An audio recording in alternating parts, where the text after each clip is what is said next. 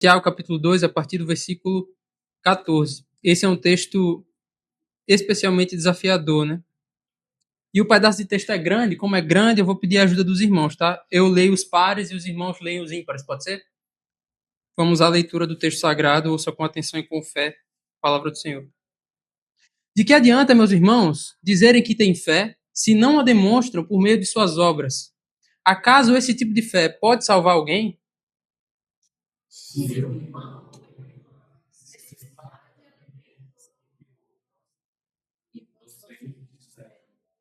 Até logo e tenha um bom dia. Aqueça-se e coma bem, mas não lhe derem nem alimento nem roupa, em que isso ajuda?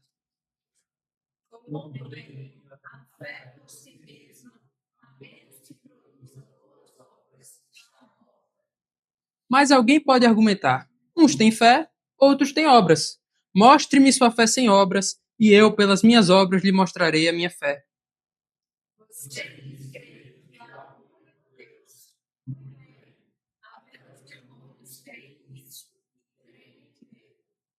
Quanta insensatez! Vocês não entendem que a fé sem as obras é inútil?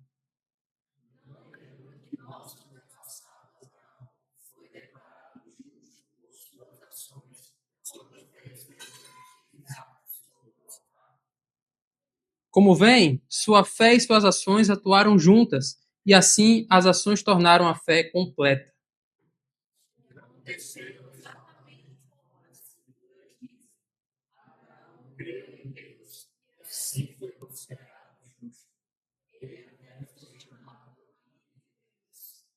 Vejam que somos declarados justos pelo que fazemos e não apenas pela fé.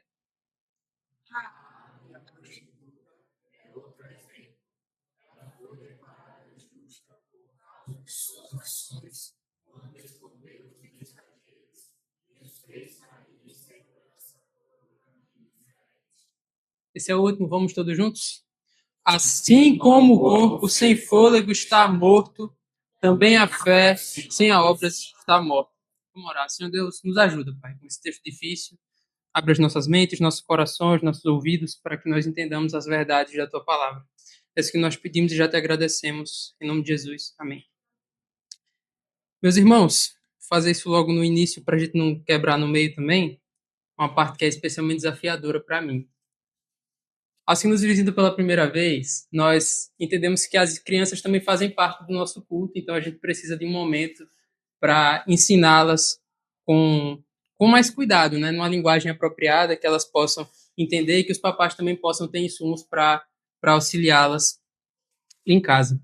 Como hoje tem só o Gui e o Gael, eu vou lá para ficar mais fácil. Tá tímida? E aí, galera? Bom dia. Bom dia, pessoal.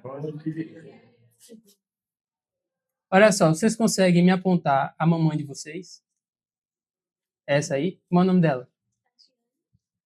Catiane. Eu tenho mamãe também. Você ama sua mamãe? Eu também amo minha mamãe. Eu moro com ela ainda. Quando eu chego em casa, eu falo, mamãe, te amo. Agora imagina que eu chego em casa, eu falo, mamãe, te amo. Só que aí eu desobedeço ela. Eu trato mal a mamãe. Eu minto pra mamãe. Eu amo a mamãe de verdade. Se eu trato mal a mamãe, eu tô mostrando que eu não amo a mamãe, né? Quem ama a mamãe de verdade faz o quê? Cuida dela, trata bem, não mente, obedece. E com Jesus é da mesma forma. De nada adianta a gente dizer que ama Jesus se a gente não vive do jeito que ele pediu, se a gente não obedece a Jesus, se a gente não trata bem o próximo do jeito que Jesus mandou, se a gente não obedece a mamãe, porque Jesus também manda a gente obedecer a mamãe. Então a mensagem de hoje é essa, tá? De nada adianta a gente dizer que crê em Jesus, que ama Jesus, se a gente não vive da forma que Jesus mandou a gente viver, tá certo? Ao longo da semana os papais vão trabalhar isso com vocês. Ok, é bom que também já resume para todo mundo, né? Meus irmãos, como eu disse, esse é um texto desafiador, mas a gente vai tentar lidar de forma simples e com o máximo de didática possível aqui. A maioria dos irmãos devem saber que, dentre os meus muitos defeitos, está o de gostar de futebol. Eu gosto muito de futebol. E quem gosta de futebol é chato. Mas eu tenho qualidades também, poucas, mas eu tenho. E uma delas é que eu sou Flamengo. E eu não sou só flamenguista, não, tá? Eu sou nerd de Flamengo. Se você, ó, por baixo, assim, eu tenho 21 anos. Sendo conservador, sendo modesto, eu sei a escalação, o time titular dos últimos 10 anos do Flamengo, sendo modesto. Eu diria que desde 2013, na verdade, e aí já vai quase 20, né? Quase 20 anos. Não, quase 20 é muito. 15 anos quase, né? 13 anos. Tá aí, outro defeito, eu não sou bom em matemática. Desde 2013, eu diria que eu sei, assim, 90% do elenco do Flamengo. Tem uns que sobem da base e tal, que eu acho que eu não conheço, não. Mas a maioria eu conheço. Eu sei as transferências, sei dizer o ano e o mês das transferências. Sei quem foram os artilheiros, quem fez os gols importantes, quem foi o man of the match, né, o melhor jogador da partida, de cada final. Mas e eu consigo, inclusive, narrar alguns lances de memória também. Mas eu vou poupar os irmãos da demonstração desse meu talento. Mas quando eu entro no campo para jogar, e as meninas que foram pro Racha vão poder atestar isso, quando eu entro no campo para jogar, em que essas informações me ajudam? Qual é a utilidade desse compêndio do Flamengo que eu tenho na minha cabeça? Eu tenho as informações e eu sei que elas estão corretas. Eu sei que o Arrascaeta é muito bom passador, mas isso não me faz passar como Arrascaeta, infelizmente. Eu não consigo cabecear como o Rodrigo Caio, cruzar como o Namor. Definitivamente eu não consigo correr como o Bruno Henrique. Os meninos conseguiram ver bem lá no Racha.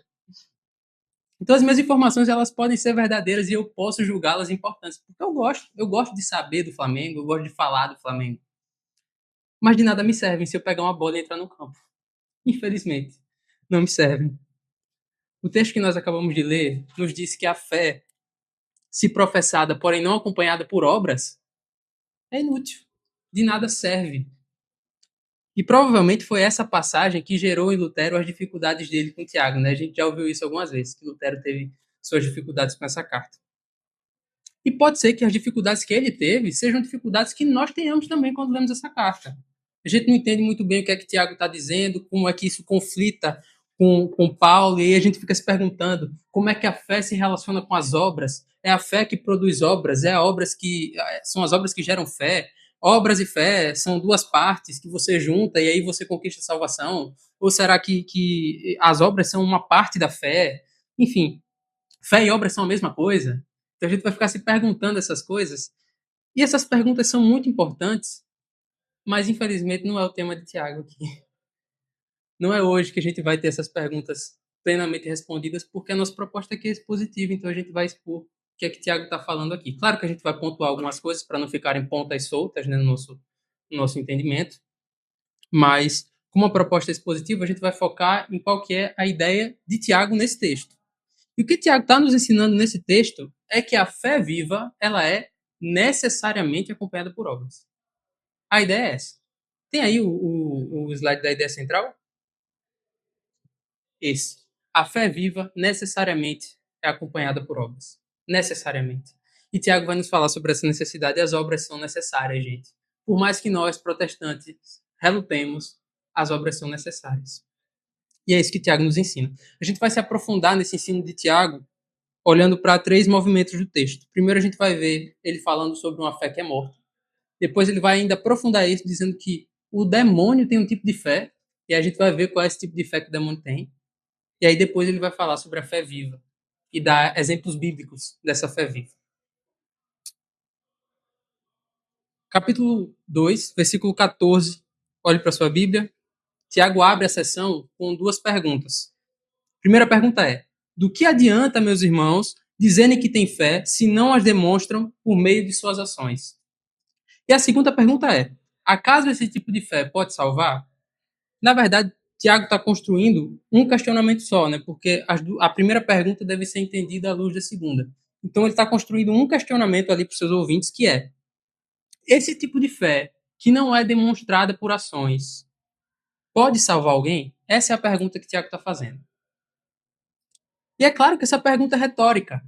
Afinal, nós já vimos, inclusive no domingo passado a gente viu isso, que desde o versículo 1 desse capítulo, Tiago está falando que há um modo de agir que é distintivo dos crentes. Existe um jeito de viver que distingue os crentes. No caso, ele estava falando de um aspecto desse modo de agir, que era o acolhimento.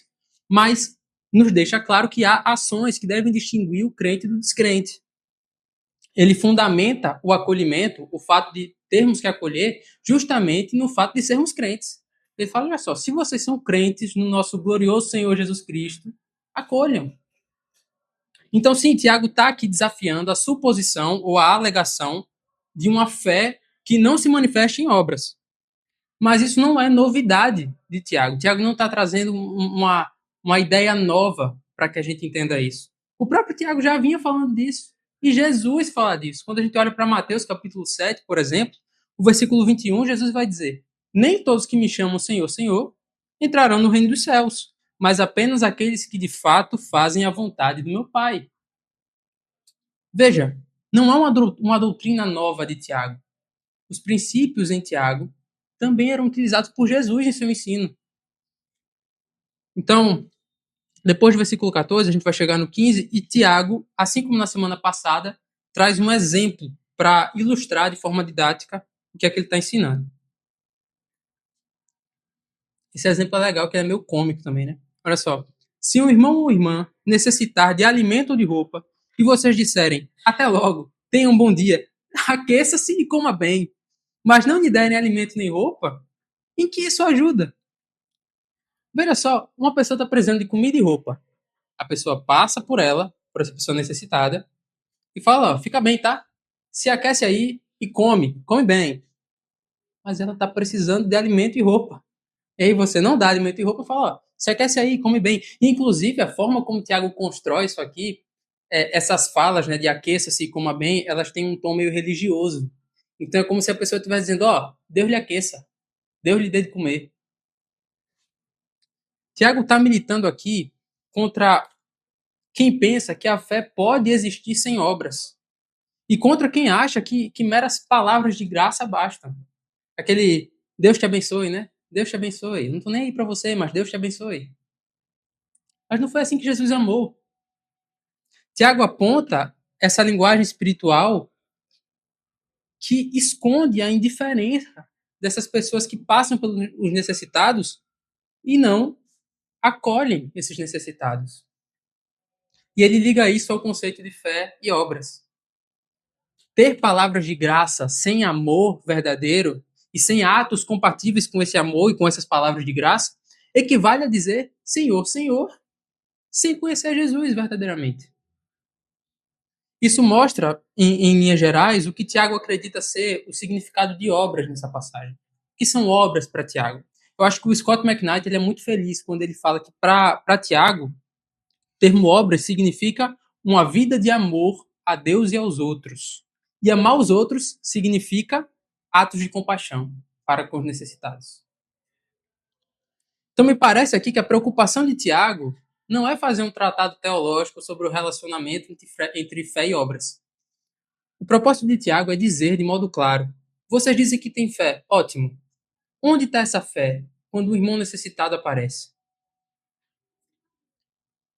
A pergunta com a qual Tiago lida aqui nesse texto não é a fé salva? Ele não está perguntando isso. A fé salva? A pergunta não é essa. A pergunta até porque o versículo 14 está falando de alguém que alega ter fé. Alguém que alega ter fé, mas não apresenta na sua vida evidências correspondentes a essa fé que ele está alegando. E a pergunta é: acaso esse tipo de fé salva? Esse tipo de fé que é meramente professada e não evidenciada por obras, pode salvar alguém? Essa é a pergunta de Tiago e essa pergunta já está respondida. Está respondida pelo livro de Gênesis, quando a gente olha para a lei de Deus, quando a gente olha para a fé de Abraão. Está respondida por Jesus. Mateus 7 a gente acabou de ler. E está respondida pelo próprio Tiago já. Domingo passado a gente viu Tiago respondendo essa pergunta. Essa pergunta é retórica. E aí no versículo 17, Tiago bate o martelo. Como vem, a fé por si mesma, a menos que produza boas obras, está morta. Ela não está fraca, ela não está incompleta, ela não está pequena, ela não está doente, ela está morta. Aquele tipo de fé do versículo 14 é uma fé morta, uma fé falsa. Não pode dar vida e não pode salvar.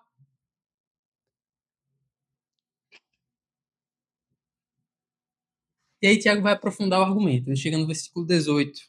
Ele fala o seguinte: Mas alguém pode argumentar. Uns têm fé, outros têm obras.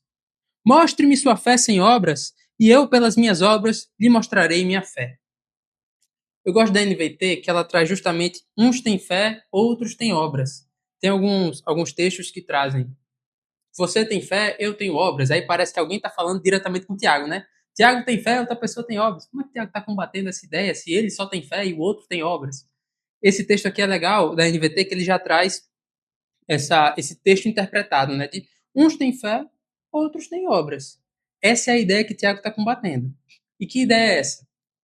Que fé e obras são elementos distintos, mas igualmente suficientes para salvar. Tem crente que tem fé e está tudo bem. Tem crente que tem obras e está tudo bem. Tem crente que tem os dois e está tudo bem. Esse alguém está dizendo que as duas são formas igualmente aceitáveis de cumprir a palavra de Deus. Você pode cumprir pela fé, mas você também pode cumprir só com as obras. Está tudo certo.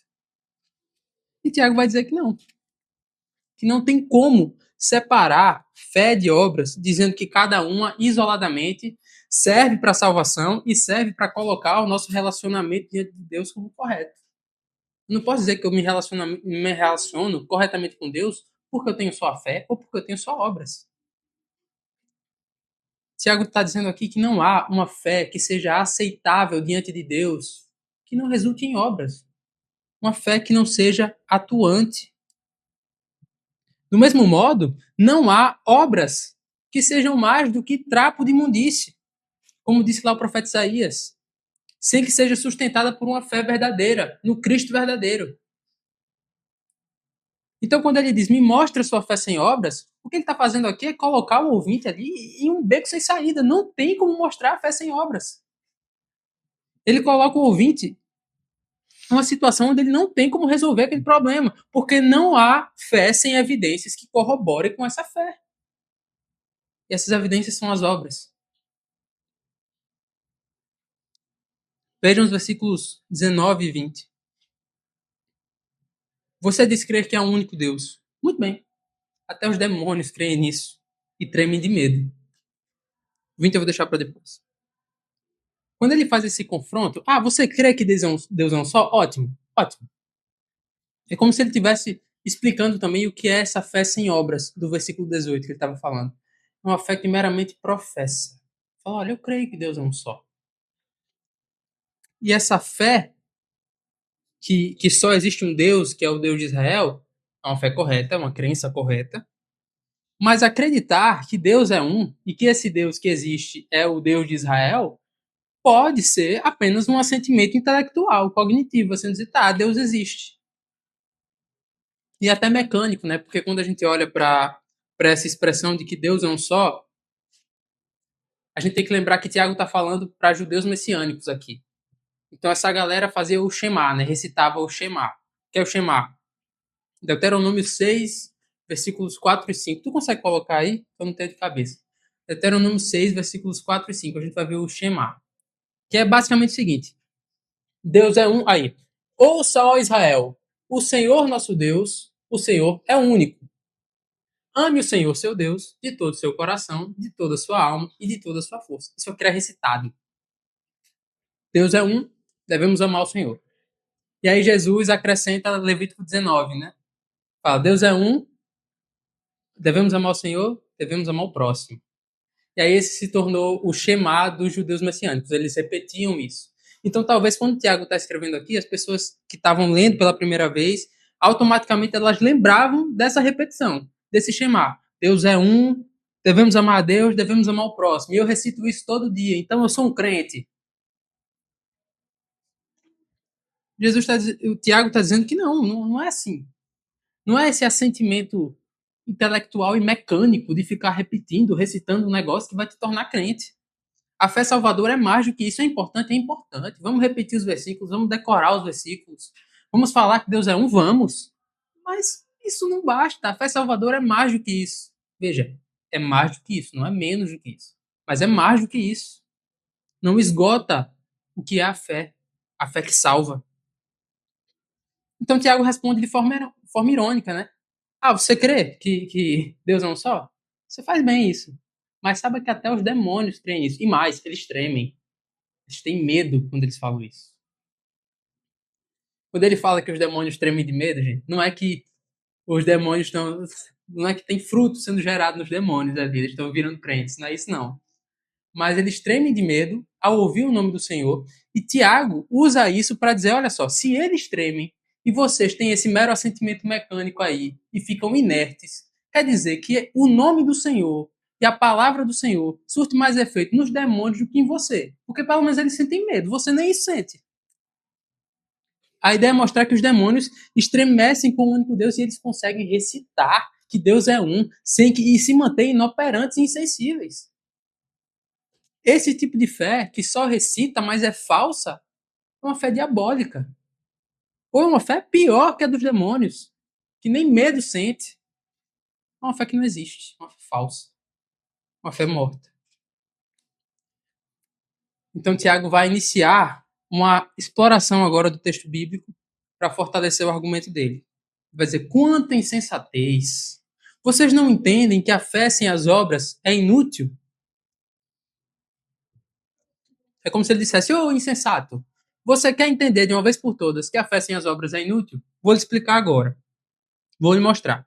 E aí ele vai mostrar o que é uma fé viva com provas bíblicas. Ele vai trazer duas provas bíblicas para mostrar o que é uma fé viva. Tiago, capítulo 2, versículo 21. Eu vou ler do 21 ao 24, tá? Não lembro que nosso antepassado Abraão foi declarado justo por suas ações quando ofereceu seu filho Isaque sobre o altar? Como vem, sua fé e suas ações atuaram juntas, e assim as ações tornaram a fé completa. E aconteceu exatamente como as Escrituras dizem. Abraão creu em Deus e assim foi considerado justo. Ele foi até chamado amigo de Deus. Veja que somos declarados justos pelo que fazemos e não apenas pela fé. Esse pedaço aqui é particularmente difícil, porque parece que Tiago fala três coisas. Ele fala que o que justifica é três coisas. Tem três opções aí para você escolher. No versículo 21, ele fala que Abraão foi declarado justo pelas ações. No versículo 22, ele fala que foi fé e ações juntos. E no versículo 23, ele fala que foi a fé. Abraão creu e foi considerado justo. Então, como é que a gente entende esse texto? É desafiador, né? Então, vamos lá. Penso que entender essa passagem passa por entender duas coisas aqui. Primeiro, a referência que Tiago está usando. Qual é o texto a que Tiago está se referenciando quando ele fala de Abraão? E outra coisa é entender, à luz dessa referência, o que é que Tiago entende por justificação aqui. Será que justificação aqui tem o mesmo sentido de justificação em Paulo? Quando Paulo fala que nós somos justificados somente pela fé, para que ninguém se glorie, então não há obras que nos tornam justos diante de Deus? Será que é esse mesmo sentido? Então Tiago está contradizendo Paulo? Claro que a gente parte aqui de um sentido, de um ponto de vista evangélico, né? De um ponto de vista de inerrância bíblica, então a gente sabe que eles não se contradizem. Mas ok, uma coisa é eu chegar aqui e dizer, eles não se contradizem. Outra coisa é a gente entender verdadeiramente por que, é que eles não se contradizem. Vamos tentar fazer isso. Vai ser desafiador, gente. Vamos lá. Vamos primeiro olhar para as referências que Tiago usa. Tiago usa duas referências, dois capítulos de Gênesis para lidar com. Na verdade, é mais do que isso, só que para a gente entender, é necessário que a gente tenha em mente Gênesis 15 e Gênesis 22. Quando Tiago fala que Abraão foi justificado por obras, veja que ele não fala obras no sentido geral. Ele cita uma obra específica. Ele fala que Abraão foi justificado por obras quando, versículo 21, quando ofereceu seu filho Isaac sobre o altar. Está falando de uma obra específica. Então a obra que salva é só essa? Então nós temos que entregar os nossos filhos para sermos salvos. Não é isso que o texto está dizendo. Vamos entender como é que Tiago usa essa referência. Bem antes disso, em Gênesis 15, e aí eu peço que você coloque aí Gênesis 15, versículo 6. A gente vê o seguinte: Abraão creu no Senhor e assim foi considerado justo. Isso foi quando Abraão recebeu a promessa. Ok, Abraão creu no Senhor e foi considerado justo. Ótimo. Depois, no capítulo 22, na verdade, a partir do 15 até o 22, essa fé que Deus já declarou justa foi provada diversas vezes. E aí, no versículo 22, a gente chega na prova final, a prova derradeira dessa fé. Porque Deus havia prometido que a descendência de Abraão viria por Isaac. Ele era o filho da promessa. E agora Deus manda Abraão oferecer justamente Isaac. A gente lembra da cena, né? Como a gente sabe, Abraão obedece. E como a gente sabe também, Isaac não morre, né? No fim das contas, Deus providencia o cordeiro. E a gente sabe também que aquilo é um grande símbolo, um grande tipo daquilo que a gente veria posteriormente em Cristo na cruz. Deus providenciando o cordeiro para salvar o seu povo. Mas aqui o que nos importa é: Abraão teve sua fé provada e ele obedeceu. É essa obra que Tiago está falando. Inclusive, Hebreus 11 olha para esse mesmo acontecimento, essa mesma cena, essa mesma obra de Abraão e fala: foi pela fé que Abraão ofereceu Isaac. Pela fé. Hebreus 11. Então perceba que o evento de Gênesis 22, que é Abraão dispondo de seu filho pela fé em Deus, não foi a fé dele dando lugar às obras. Ele dizendo assim: não, tenho duas alternativas, a fé e as obras. Até aqui eu tive fé e eu fui justificado pela minha fé. Agora eu vou deixar minha fé um pouquinho de lado, vou fazer uma obra, vou entregar meu filho. Não foi isso que aconteceu. Fé e obras não são alternativas. Pelo contrário, aquele evento foi a fé de Abraão se manifestando em obediência ao Senhor. Aquela obra foi a fé de Abraão se manifestando em obediência ao Senhor. Abraão não pensou em nenhum momento: agora eu deixei de confiar em Deus, deixei de ter fé, então para me reconciliar aqui com Deus, para tentar conseguir alguma coisa, eu preciso de obras agora. Não é assim que funciona. Não foi isso que Abraão fez e não é isso que o texto nos diz. Ele confiou em Deus e porque confiou, obedeceu. É por isso que Tiago diz no versículo 22, inclusive, sua fé e suas ações atuaram juntas. A ideia não é, o texto não nos permite, a construção que Tiago usa e os textos que ele usa como referência não nos permitem entender que Abraão tinha fé de um lado, obras de outro, aí juntou tudo, botou no liquidificador e pum, foi justificado. Não é assim que acontece. O texto nos mostra que a fé de Abraão atuava juntamente com suas obras no sentido de que a fé e as obras eram quase que quase que não, eram inseparáveis no sentido de que a fé produzia essas obras e que era pela fé que ele as praticava. Então Tiago diz que pelas obras essa fé de Abraão foi tornada completa. E o que é ser tornada completa? É que antes ela era incompleta e aí ela foi tornada completa com as obras? O sentido de completa a gente viu lá num dos primeiros sermões, aqui Tiago, né, quando ele fala que as provações servem para nos tornar maduros e completos. O sentido de completo tem a ideia de algo que chega à sua maturidade, chega à sua plenitude, ou algo que chega ao ponto que foi destinado, sabe? Chega àquilo que foi destinado. A fé é destinada à produção de obras. Então, assim, nós entendemos que essa fé completa é uma fé demonstrada, uma fé provada. Tiago vem construindo isso ao longo de toda a carta. As obras não deram vida à fé de Abraão.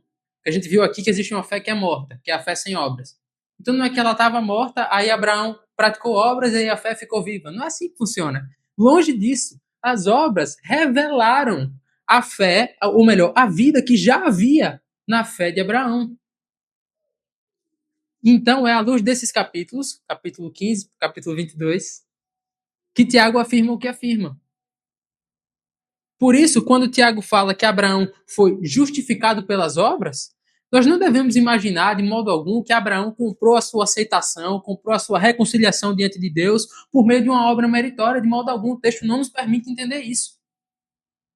Tiago está mostrando que a fé que Deus já tinha declarado justa lá em Gênesis 15 foi uma fé que agora se mostrou verdadeira, uma fé que foi colocada à prova e que aos nossos olhos foi justificada, foi testificada, não aos olhos de Deus. Abraão já estava justificado diante de Deus. Agora, aos nossos olhos, nós podemos ver que aquela fé era verdadeira. Então, olhando para Abraão, Tiago mostra como que uma fé verdadeira é reconhecida. Ela age. É assim que a fé verdadeira é reconhecida, ela é atuante. E o versículo 23 nos mostra como que é realmente essa a ideia de fé atuante que está nas palavras de Tiago, porque ele fala que essa obra de Abraão foi cumprimento das Escrituras. Cumprindo em que sentido? Qual é o versículo que ele cita? É justamente Gênesis 15:6, de que Abraão foi declarado justo ao crer em Deus. Então veja, o cumprimento da justiça de Abraão diante de Deus pela fé, que a gente vê em Gênesis 15, está em Gênesis 22. Ou seja, aos nossos olhos foi testificado, foi provado, foi comprovado que aquela fé era verdadeira. Aquela fé que Deus já tinha declarado justa, era justa mesmo, porque Deus declarou. Então nós chegamos ao versículo 24, que diz: Vejam que somos declarados justos, pelo que fazemos e não apenas pela fé. Então Tiago não está dizendo aqui que nós precisamos adicionar as obras para completar o preço pela nossa salvação. Tiago está rejeitando um tipo de fé que anda sozinha, que a fé morta contra a qual ele está militando aqui desde o início da semana passada, né, do sermão da semana passada, ele está rejeitando esse tipo de fé, está dizendo que essa fé que não se manifesta em obras, ela é morta. Então, a ideia não é que a salvação vem, ou melhor, a construção de Tiago aqui não nos leva a entender fé versus obras. Não. Também não nos leva a entender fé mais obras. Essa é a fórmula da salvação. Não. A fórmula é fé atuante. Olha só, aqui não dá para ler, mas quando está na capa dá para ler, né? Essa é a capa, é o título da nossa série. É esse texto aqui. Tiago, salvação por obras é obras arriscadas. Fé viva. Essa é a ideia. Fé viva. Essa é a fórmula da salvação, uma fé atuante, uma fé que produz obras. Não é salvação por fé mais obras. É salvação por uma fé que é viva. Estou ouvindo várias glórias ali. Deus não nos salva porque encontrou em nós obras suficientes. Deus nos salva pela fé. E a fé pela qual Deus salva é uma fé que nunca permanece sem obras. Abraão nos mostra exatamente isso. E Tiago nos mostra exatamente isso. E há ainda um segundo exemplo que Tiago usa e nos deixa ainda mais claro que a salvação é por fé. Versículo 25. Raabe, a prostituta, é outro exemplo.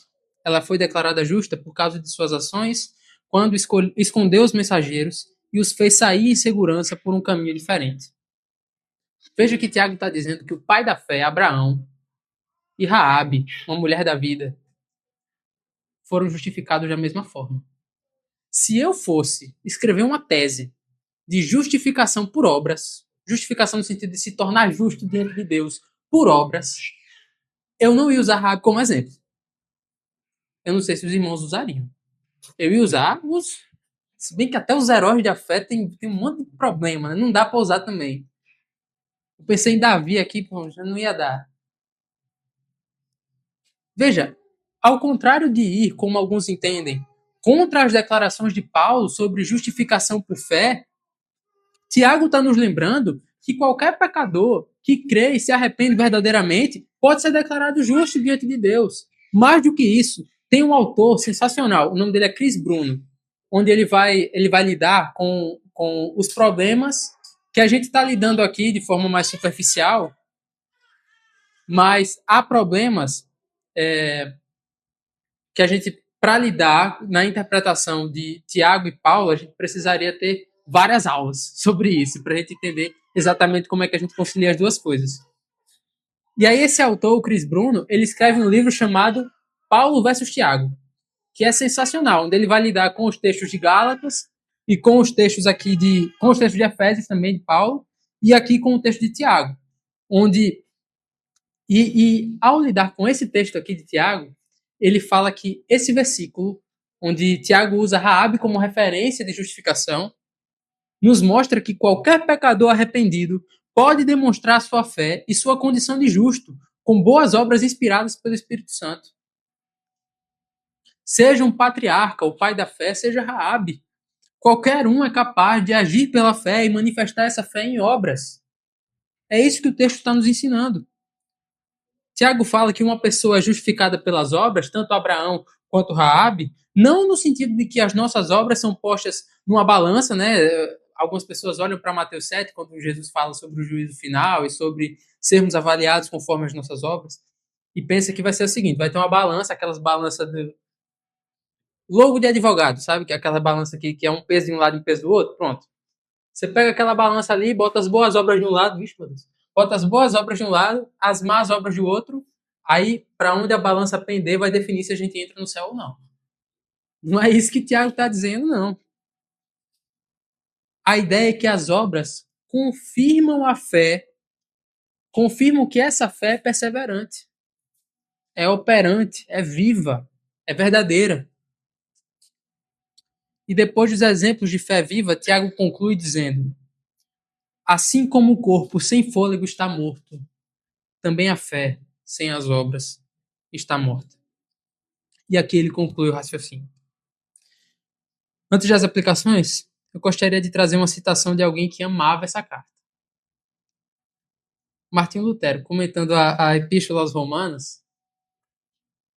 E aí, vamos lá, vou fazer uma breve, vai ser breve, vou fazer uma breve defesa aqui do Lutero. É o seguinte, alguns falam que Lutero tirou a carta de Tiago da Bíblia, isso não é verdade não, tá, gente? Mas ele tinha suas loucuras, sim, ele foi meio doido. Na primeira edição da Bíblia alemã que ele fez, ele colocou Tiago no final e fez uns comentários dizendo que era uma carta de palha, não sei o quê, que não tinha nada nela que não tinha nas outras, e que ela poderia confundir as pessoas e tal. Loucura, tá? Lutero estava errado. A gente não precisa dizer que Lutero estava certo. Essa é uma das coisas boas de ser protestante, a gente pode discordar um dos outros. Então Lutero estava errado. Mas na segunda edição, inclusive, ele se retrata, coloca Tiago no lugar certo, pede desculpa pela doidice. E veja, ainda bem que ele pediu desculpa, porque ele estaria sendo muito incoerente. Olha o que o que Lutero fala, comentando a epístola de Paulo aos Romanos. Ele combate justamente a mesma coisa que Tiago combateu. Ele leu aquilo, inclusive alguns estudiosos falam que Tiago justamente estava combatendo gente que entendeu Paulo errado. Gente que falou que Paulo disse que a fé era só você dizer que cria em Deus e tudo certo. Alguns acham que Tiago estava combatendo justamente essa ideia. Seja isso ou não, Lutero estava combatendo essa ideia. Ele estava combatendo aqueles que liam Paulo, liam Romanos e ficavam, tá, é só ter fé, não preciso fazer mais nada na minha vida, a minha fé é verdadeira só porque eu disse que Deus é bom. E olha só o que Lutero escreve. Ó, como é viva, ocupada, ativa, poderosa essa fé. Assim, é impossível que não faça boas obras incessantemente. É impossível separar as obras da fé, assim como é impossível separar o calor do brilho do fogo. Veja, é a mesma coisa. Tiago e Paulo, ou melhor, Tiago e Lutero estão falando a mesma coisa. É impossível separar fé de obras. Impossível.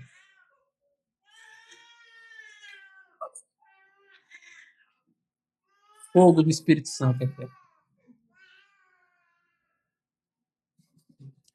Então, veja, eu espero, gente, de verdade, que a gente tenha vencido esse texto difícil. Ele é difícil, muito difícil. E se nós não tivermos, eu acho importante fazer esse comentário. Se não tivermos vencido esse texto, vamos lutar juntos. Assim como Jacó segurou o anjo e falou: oh, você não vai subir não antes de me dar a benção. Às vezes a gente tem que pegar o texto, brigar com o texto. Brigar com o texto, não. Eu só vou sair desse texto quando ele me edificar. Então vamos lutar juntos, gente. Se ainda tiver coisa na cabeça aí, poxa, eu ainda não entendi como é que a gente concilia Tiago, Paulo, vamos conversar, vamos lidar melhor com essa carta. Teologia se constrói assim, ó, em comunidade. As nossas ideias sobre a Bíblia não podem ser construídas apartadas da igreja, porque isso nos conduz a erros, tá? Então contem comigo, contem também uns com os outros. A gente está aqui num ambiente para crescer junto, tá? Vamos às aplicações. O texto é difícil, um texto denso, então as aplicações vão ser mais curtas. São só 2 aplicações hoje. A primeira aplicação é: examine sua fé. Não tinha como ser outra coisa. Tiago nos convida e nos convoca a olhar para nós mesmos. Nós podemos dizer que temos fé, mas que tipo de fé é essa que a gente tem? É uma fé viva? Uma fé atuante? Uma fé que tem obras? Ou é uma fé morta? Uma fé que é só professar a fé em Deus e que não tem transformação de vida.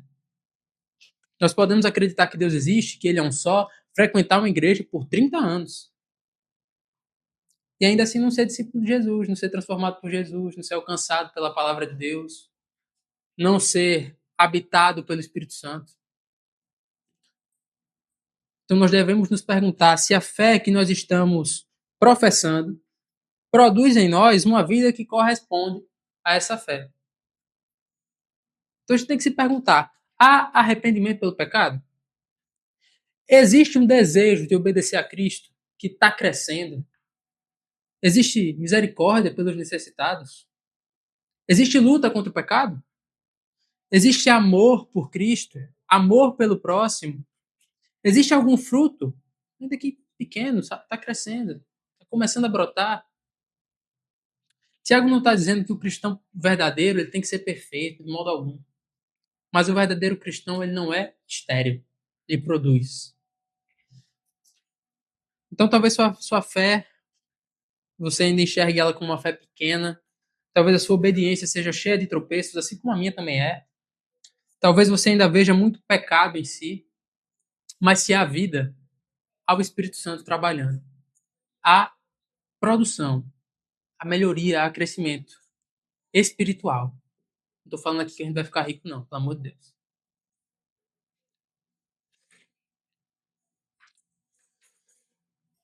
O Espírito Santo vai nos transformar dia após dia em alguém mais parecido com Cristo. Essa é a nossa esperança.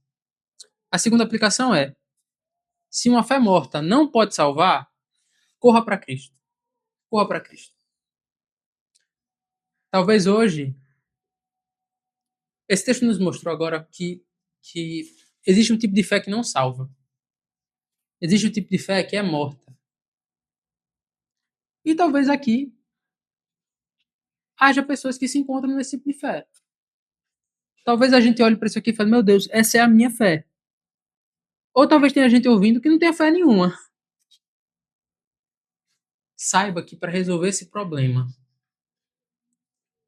não é só ser uma pessoa melhor. A fé morta não se torna viva por meio de obras. O que é necessário é vida, é um novo nascimento. E vida não consiste em obras.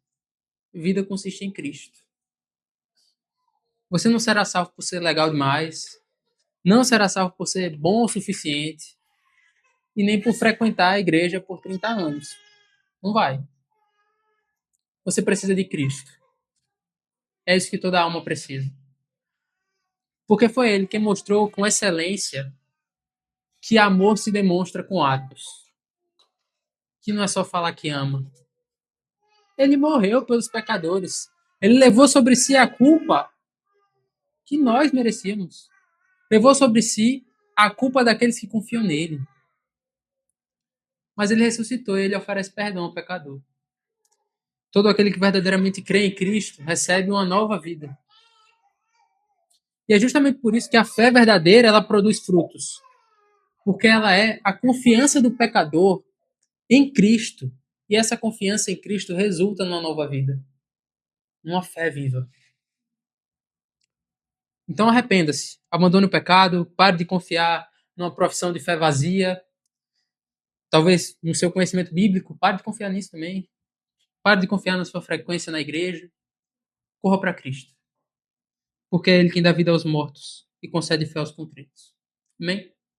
Vamos orar. Senhor Deus, confessamos, Pai, que por muitas vezes nós não agimos de acordo com aquilo que professamos.